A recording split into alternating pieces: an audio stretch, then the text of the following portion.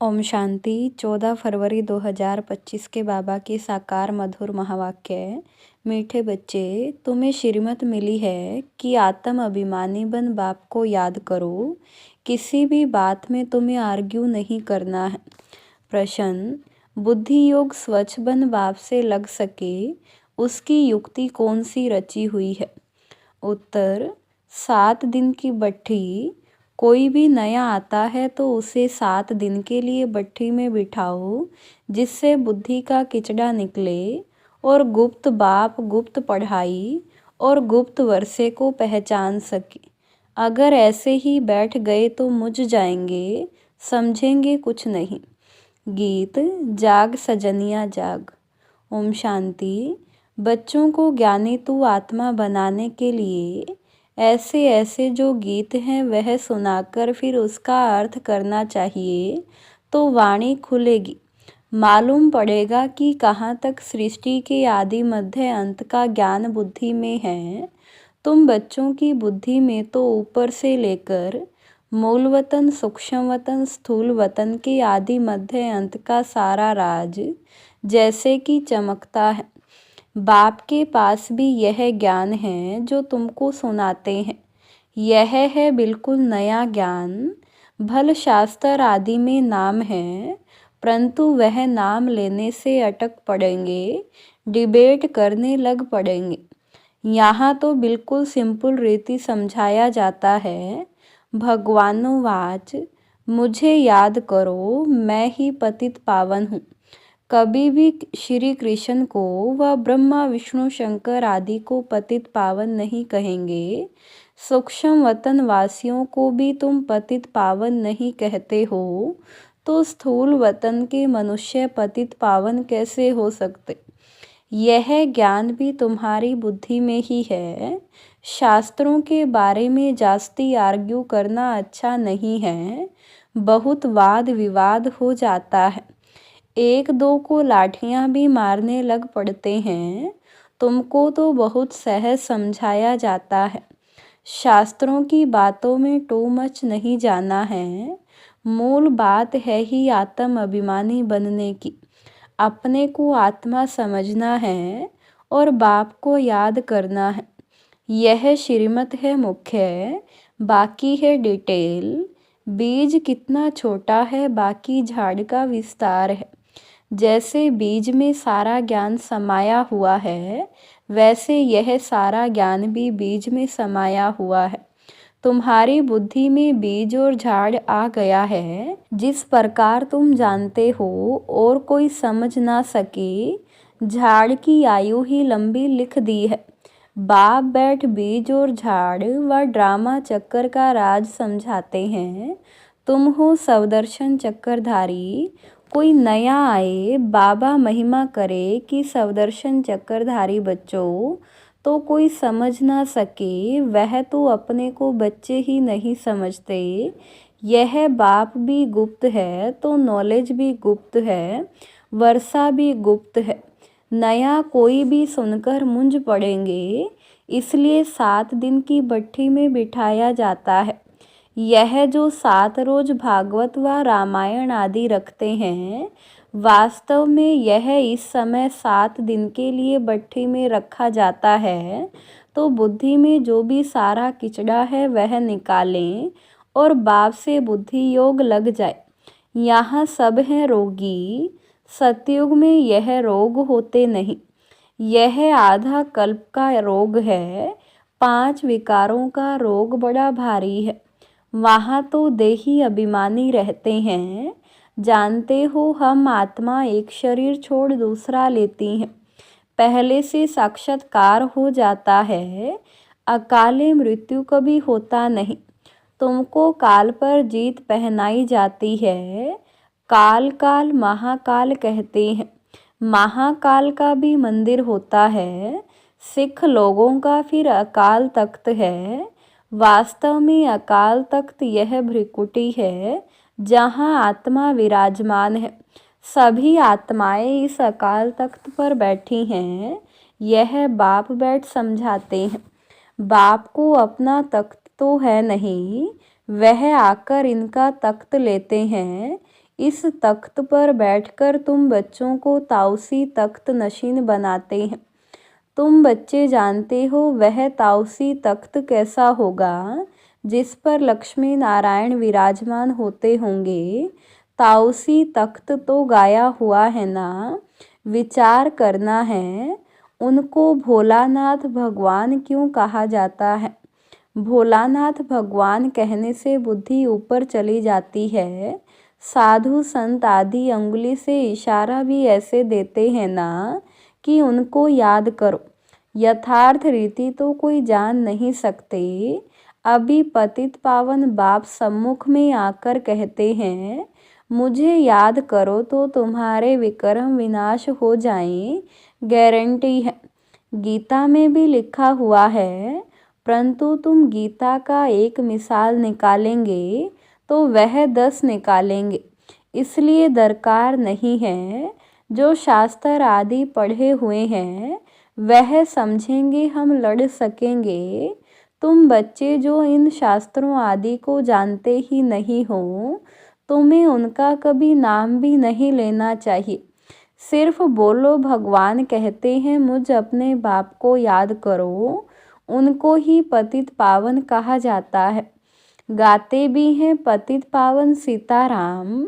सन्यासी लोग भी जहाँ तहाँ धुन लगाते रहते हैं। ऐसे मतांतर तो बहुत है ना। यह गीत कितना सुंदर है। ड्रामा प्लान अनुसार कल्प कल्प ऐसे गीत बनते हैं जैसे कि तुम बच्चों के लिए ही बनाए हुए हैं। ऐसे ऐसे अच्छे अच्छे गीत हैं जैसे नयनहीन को राह दिखाओ प्रभु। प्रभु कोई श्री कृष्ण को थोड़े कहते हैं, प्रभु व ईश्वर निराकार को ही कहेंगे। यहाँ तुम कहते हो बाबा परमपिता परमात्मा है तो वह भी आत्मा ना। भक्ति मार्ग में बहुत टू मच चले गए हैं। यहाँ तो बिल्कुल सिंपल बात है। अल्फ और बे, अल्फ अल्लाह, बे बादशाही, इतनी तो सिंपल बात है। बाप को याद करो तो तुम स्वर्ग के मालिक बनेंगे। बरोबर यह लक्ष्मी नारायण स्वर्ग के मालिक संपूर्ण निर्विकारी थे, तो बाप को याद करने से ही तुम ऐसा संपूर्ण बनेंगे। जितना जो याद करते हैं और सर्विस करते हैं उतना वह उच्च पद पाते हैं। वह समझ में भी आता है। स्कूल में स्टूडेंट समझते नहीं हैं क्या कि हम कम पढ़ते हैं। जो पूरा अटेंशन नहीं देते हैं तो पिछाड़ी में बैठे रहते हैं तो ज़रूर फेल हो जाएंगे। अपने आप को रिफ़्रेश करने के लिए ज्ञान के जो अच्छे अच्छे गीत बने हुए हैं उन्हें सुनना चाहिए। ऐसे ऐसे गीत अपने घर में रखने चाहिए। किसको इस पर समझा भी सकेंगे कैसे माया का फिर से परछाया पड़ता है। शास्त्रों में तो यह बातें हैं नहीं कि कल्प की आयु 5000 वर्ष है। ब्रह्मा का दिन और ब्रह्मा की रात आधा आधा है। यह गीत भी कोई ने तो बनवाए हैं। बाप बुद्धिवानों की बुद्धि है तो कोई की बुद्धि में आया है जो बैठ बनाया है। इन गीतों आदि पर भी तुम्हारे पास कितने ध्यान में जाते थे। एक दिन आएगा जो इस ज्ञान के गीत गाने वाले भी तुम्हारे पास आएंगे। बाप की महिमा में ऐसा गीत गाएंगे जो घायल कर देंगे। ऐसे ऐसे आएंगे। ट्यून पर भी मदार रहता है। गायन विद्या का भी नाम है ना। अभी तो ऐसा कोई है नहीं। सिर्फ एक गीत बनाया था, कितना मीठा कितना प्यारा। बाप बहुत ही मीठा बहुत ही प्यारा है, तब तो उनको सब याद करते हैं। ऐसे नहीं कि देवताएं उनको याद करते हैं। चित्रों में राम के आगे भी शिव दिखाया है, राम पूजा कर रहा है। यह है रोंग। देवताएं थोड़ी किसको याद करते हैं, याद मनुष्य करते हैं। तुम भी अभी मनुष्य हो फिर देवता बनेंगे। देवता और मनुष्य में रात दिन का फर्क है। वही देवताएं फिर मनुष्य बनते हैं। कैसे चक्कर फिरता रहता है किसको भी पता नहीं है। तुमको अभी पता पड़ा है कि हम सच सच देवता बनते हैं। अभी हम ब्राह्मण हैं, नई दुनिया में देवता कहलाएंगे। अभी तुम वंडर खाते हो। यह ब्रह्मा खुद ही, जो इस जन्म में पहले पुजारी था, श्री नारायण की महिमा गाते थे। नारायण से बड़ा प्रेम था। अब वंडर लगता है हम सो बन रहे हैं, तो कितनी खुशी का पारा चढ़ना चाहिए। तुम हो अननोन वॉरियर्स, नॉन वायलेंस। सचमुच तुम डबल अहिंसक हो, ना काम कटारी ना वह लड़ाई। काम अलग है, क्रोध अलग चीज है, तो तुम हो डबल अहिंसक, नॉन वायलेंस सेना। सेना अक्षर से उन्होंने फिर सेनाएं खड़ी कर दी हैं। महाभारत लड़ाई में मेल्स के नाम दिखाए हैं, फीमेल्स नहीं हैं। वास्तव में तुम हो शिव शक्तियाँ। मेजॉरिटी तुम्हारी होने कारण शिव शक्ति सेना कहा जाता है। यह बातें बाप ही बैठ समझाते हैं। अभी तुम बच्चे नवयुग को याद करते हो। दुनिया में कोई को भी नवयुग का मालूम ही नहीं है। वह तो समझते हैं नवयुग 40,000 वर्ष बाद आएगा। सतयुग नवयुग है, यह तो बड़ा क्लियर है। तो बाबा राय देते हैं, ऐसे ऐसे अच्छे गीत भी सुनकर रिफ्रेश होंगे और किसको समझाएंगे भी। यह सब युक्तियां हैं, इनका अर्थ भी सिर्फ तुम ही समझ सकते हो। बहुत अच्छे अच्छे गीत हैं अपने को रिफ्रेश करने के लिए। यह गीत बहुत मदद करते हैं। अर्थ करना चाहिए तो मुख भी खुल जाएगा, खुशी भी होगी। बाकी जास्ती धारणा नहीं कर सकते हैं, उनके लिए बाप कहते हैं घर बैठे बाप को याद करते रहो। गृहस्थ व्यवहार में सिर्फ यह मंत्र याद रखो, बाप को याद करो और पवित्र बनो। आगे पुरुष लोग पत्नी को कहते थे, भगवान को तो घर में भी याद कर सकते हैं, फिर मंदिरों आदि में भटकने की क्या दरकार है। हम तुमको घर में मूर्ति दे देते हैं, यहाँ बैठ याद करो, धक्का खाने क्यों जाती हो। ऐसे बहुत पुरुष लोग स्त्रियों को जाने नहीं देते। चीज तो एक ही है, पूजा करना है और याद करना है। जबकि एक बार देख लिया तो फिर ऐसे भी याद कर सकते हैं। श्री कृष्ण का चित्र तो कॉमन है, मोर मुकुटधारी।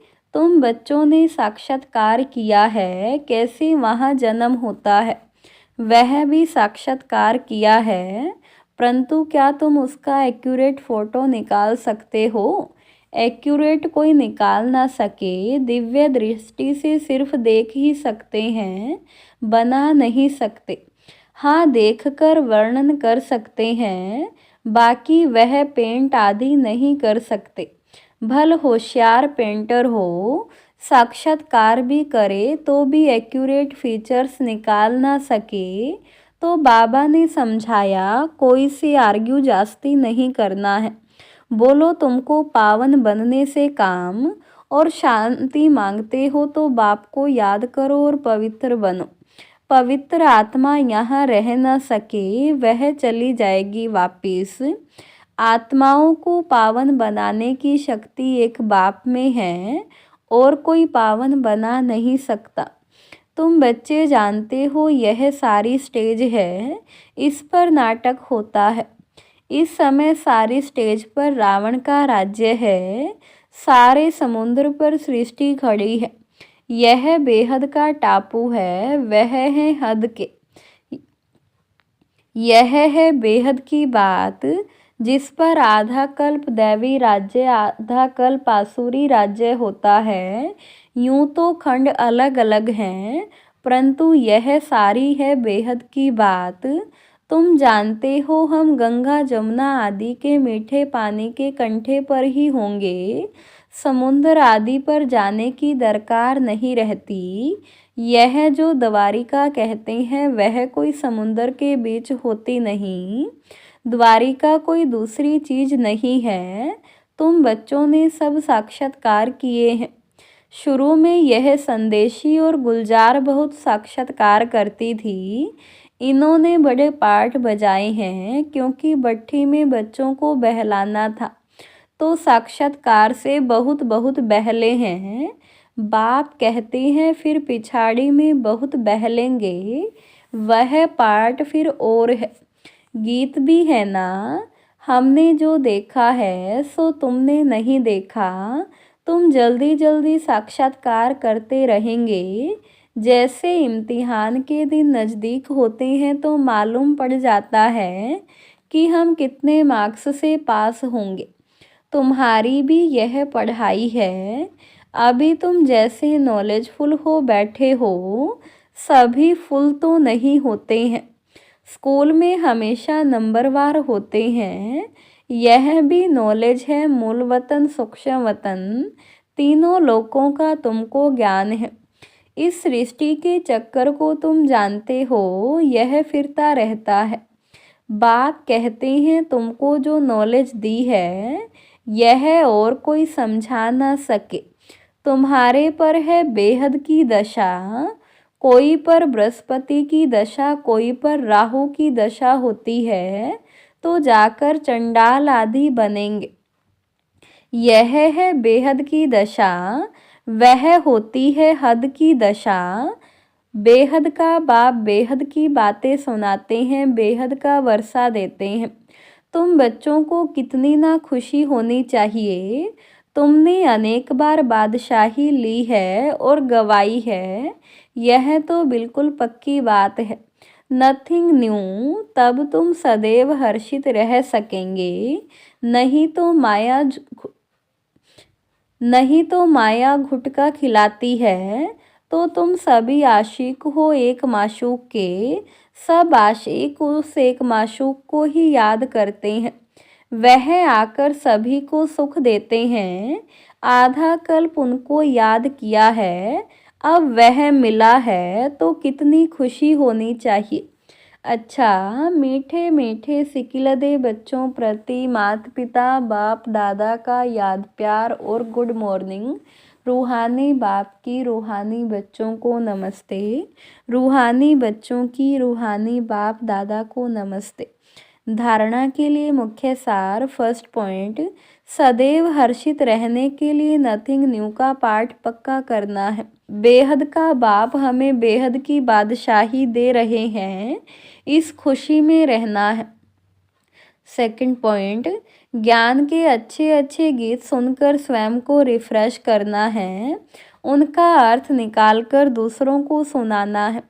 वरदान, माया के संबंधों को डाइवोर्स दे। बाप के संबंध से सौदा करने वाले मायाजीत मोहजीत भव। अब स्मृति से पुराना सौदा कैंसल कर सिंगल बनो। आपस में एक दो के सहयोगी भल रहो, लेकिन कंपेनियन नहीं। कंपेनियन एक को बनाओ तो माया के संबंधों से डाइवोर्स हो जाएगा। मायाजीत मोहजीत विजयी रहेंगे। अगर जरा भी किसी में मोह होगा तो तीव्र पुरुषार्थी के बजाय पुरुषार्थी बन जाएंगे। इसलिए क्या भी हो जाए, कुछ भी हो, खुशी में नाचते रहो। मिरुआ मौत मलुक का शिकार, इसको कहते हैं नष्टो मोहा। ऐसा नष्टो मोहा रहने वाले ही विजय माला के दाने बनते हैं। स्लोगन, सत्यता की विशेषता से डायमंड की चमक को बढ़ाओ। अव्यक्त इशारे, बाप दादा चाहते हैं कि हर बच्चा एकरस श्रेष्ठ स्थिति के आसनधारी, एकांतवासी, अशरीरी एकता स्थापक, एक नामी इकोनॉमी का अवतार बने। एक दो के विचारों को समझ सम्मान दे, एक दो को इशारा दे, लेन देन कर आपस में संगठन की शक्ति का प्रत्यक्ष स्वरूप करे, क्योंकि आपके संगठन के एकता की शक्ति सारे ब्राह्मण परिवार को संगठन में लाने के निमित्त बनाएगी। ओम शांति।